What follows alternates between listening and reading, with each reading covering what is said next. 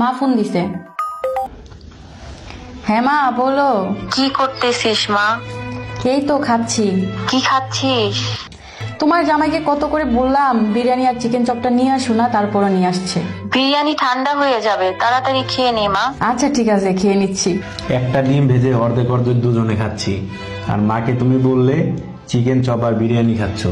মিথ্যে কথা কেন বললে? মাকে যদি বলতাম ডিম ভেজে ভাত খাচ্ছি তাহলে মা কষ্ট পেত, আর তোমাকেও ছোট ভাবতো। আর তুমি ভালোবেসে আমার জন্য যা এনে দেবে সেটাই আমার বিরিয়ানি আর চিকেন চপের সমান।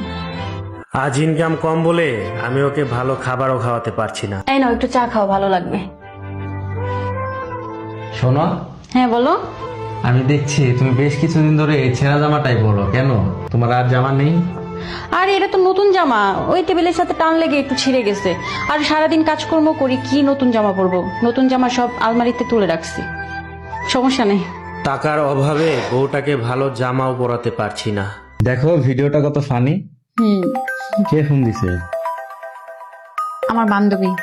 হ্যাঁ বান্ধবী বল। বান্ধবী, আমি আর আমার হাজবেন্ড মুভি দেখতে যাচ্ছি, তুইও চল আমাদের সাথে তোর হাজবেন্ডকে নিয়ে। না রে বান্ধবী, আমার শরীরটা ভীষণ খারাপ আর অনেক মাথা ব্যথা করতেছে। অন্য এক সময় যাব সিনেমা দেখতে, তোরা যা। আচ্ছা ঠিক আছে, বাই। আচ্ছা ঠিক আছে। তুমি মিথ্যা কথা বললে কেন? কি মিথ্যা কথা বললাম? সত্যি আমার মাথা ব্যথা করতেছে। আমি জানি তো তোমার ভালো জামা নেই, আমার কাছে টাকা নেই, এই জন্য তুমি না করলে।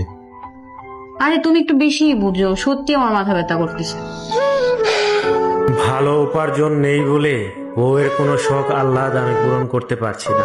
এই কটা টাকায় আছে, স্যালারিটা দিতে ওই মাসে লেট করতেছে, কিভাবে এই মাসটা শেষ করব বুঝতে পারতেছি না। ঘরে যা বাচার আছে আমি এই মাসটা চালিয়ে নিব, তুমি টেনশন করো না। তুমি অনেক স্যাক্রিফাইস করে এই সংসারটা করতেছো। আমি তোমাকে একদিনও রেস্টুরেন্টে নিয়ে খাওয়াতে পারছি না, তোমাকে আমি জামা কিনে দিতে পারছি না, তোমাকে আমি ভালো রাখতে পারতেছি না।